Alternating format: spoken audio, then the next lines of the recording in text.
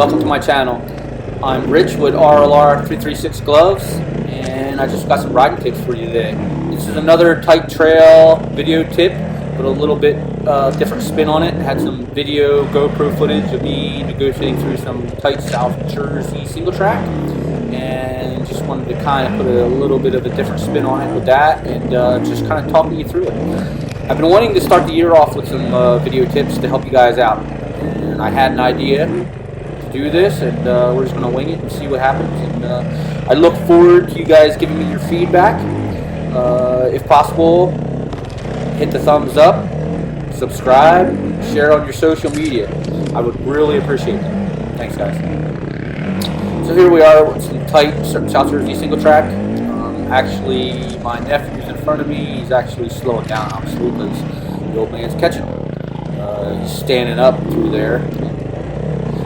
When it gets tight like this, where it's back and forth, just lock to lock, what my old buddies would have called it, I would think sitting on this gas cap is a little quicker. If you were actually in some more open trail where you come to like 3 or 4 staggered tight trees, then I would say, like here, I would say standing is more of an option. Just because a lot of times in that situation you can utilize your legs, and you don't have to do as much steering. You can actually keep the wheels straight. And utilizing your legs to avoid contact with each tree. But if you sit down, you actually have to steer through that situation. But if it was like when this video earlier started, I would say to sit down. Sit down on the gas cap, put some weight on the front end. Focus on that. So I got some tips for you. I've adjusted my GoPro here and actually jacked that up. So I'm going to rewind and go back through that stuff in slow-mo. I got some tips for you. So stay tuned. Alright, so we're going to run through that clip again. Slowed it down a little bit here, and I'm just going to do some voiceover. And I got like 7 tips I wrote out. Yes, 7. And I'm just going to read through them and see how it works out. So, you know, the number 1 tip is your mindset. That's a challenge for all of us, even outside of riding dirt bikes. But your mindset, meaning if you like or dislike riding tight trail, you have to go through it with a good attitude and just trying to focus on having a good attitude about getting through it as efficiently as you can possible. If you just focus on how much you hate it, well, you're just going to do just that. You're going to hate it. Number 2, riding tight trail, and you've heard me say this many times, is front wheel placement. I'm always riding any piece of trail, whether it be tight or not, and I'm always thinking, where do I want my front wheel? But it's even more crucial on a tight upright turn, as I like to say, because there's a tree on the inside. You can't really lean the bike over. So you have to steer the front wheel wide to avoid contact with the handlebar with the inside tree. The issue arises when, you know, it's a used up trail, the drive wheel, being the rear tire, ends up tracking tighter to the tree on the inside and makes a rut. Well, a lot of inexperienced guys will go and steer their front wheel into that rut, and then their handguard meets the tree on the inside. So the big thing is you want to steer your front wheel to the outside of the turn, outside of the inside rut. Or I've heard guys also say, you know, steer towards the tree on the outside. I also want to bring up that this technique of steering wide to the outside of the berm only applies in a tight upright corner. If it's a corner where you can lay the bike over, like just a traditional berm turn, you want the front wheel down at the bottom of the berm, and the front wheel up underneath you. A lot of guys go through a berm turn steering high also, and a lot of times they lose the front end. You only want to apply this technique when it's a tight upright turn where there's a tight tree on the inside. Alright, so number 3, moving right along, and another key thing to remember is your clutch control. Clutch control is crucial to carry good momentum through any tight trail. When steering around a tight tree to the inside, a pull in on the clutch lever can help the forward inertia of the motorcycle, and slow your momentum. Be sure to only pull it in to the engagement point, not all the way into your fingers or into the grip. Pulling the clutch in too far can kill your forward momentum and cause you to dab a foot. Now, when I say pull it into the engagement point, that means right at that point when the bike stops and starts, like right at that point. And you might have to play with your clutch and find out where that's at. Most hydraulic clutches, that's halfway the distance between all the way out and halfway through the grip. And you should only be using 1 to 2 fingers on your clutch lever. So that might be something else you need to work on. I like my middle, but I'm an old dude, so about halfway through the enduro becomes 2 middles instead of just 1. Okay, so we're about ready to head back into the tight stuff here, catching up to that young man. Number 4, you need to try and be more efficient with your front and rear brake. What I mean by that is more efficient, and think of it as trying not to lock up either.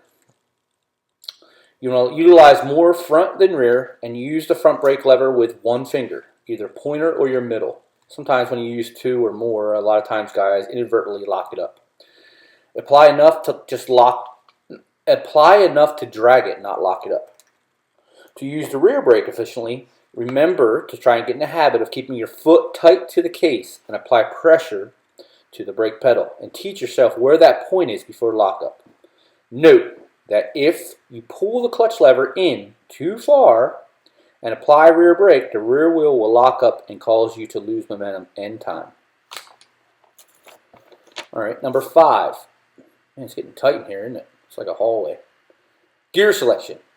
Usually second, sometimes first, depending on how tight it is. I very rarely am in first gear, but if I am, it's not for very long. And on my 350 XCF, it's a 1451 gearing.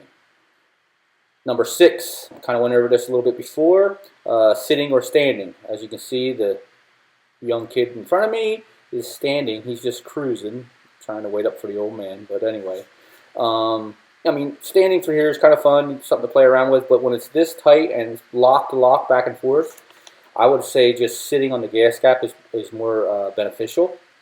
But like I said, if it opens up, like it's about to do coming up here, if it opens up and it's more just like a jostle between 2 or 3 tight trees, like when we crest up this hill, a lot of times standing, like he's doing here, you can utilize your legs and keep the bike a little bit straighter, and you're utilizing your legs to jostle the handlebars and avoid the tree.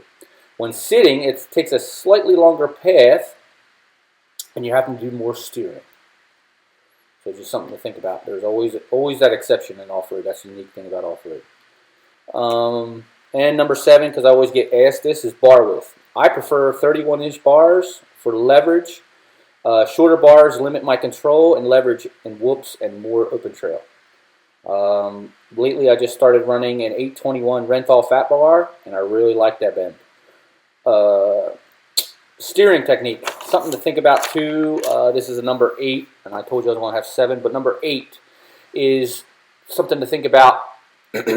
If you're that guy who has an issue of pulling the clutch in and too far and hitting the rear brake pedal and therefore locking up the rear brake, something I mentioned that slows your momentum, and you're trying to rid yourself of that issue, by doing this, you're actually turning the motorcycle, pivoting around a tree, which may seem quick, but it's going to be a little bit more tiresome, in my opinion, and not as quick as just efficiently using the rear brake and not pulling the clutch lever as far. What I'm getting at is to help the bike steer a little bit more efficiently, think about trying to just push on the outside handlebar. So as you enter the apex of the turn, a simple push of the outside handlebar as you accelerate will help your momentum through the turn rather than just using the rear brake pedal to steer the motorcycle. You're simply just steering the bike. Another added little bonus to that would be you might want to look at where your forks are in the triple clamps or how much sag you run in the rear shock. This will have a direct effect on how quick or how slow your bike steers. So we're coming to the end here of this little tight trail. This is where the guy with the GoPro kind of messes with it. Right there, yeah. Why did he do that? I don't know why he did that. He looked down, seen it was where it was, and thought for some reason that it had fallen down through them little whoops, I guess. But kind of lost view of that orange front fender and almost looking up at the sky. Anyway, this is the end of the video. I hope you guys like this, and just give me some comments, let me know, and check out my gloves. There will be a link down below. We have gloves. RLR336.com is where you can purchase them. They're 20 bucks a piece, and I have all adult sizes from XX on down to small. We have them red, blue, and black. These are most popular. They're pretty badass, and I get lots of compliments, and everybody that switches over to them loves them. So we're just going to keep that rolling and keep these tips rolling. So thanks, guys. Here I'm about to run into my nephew. I didn't see his brake light. So, all right, guys. Thank you. Have a good day.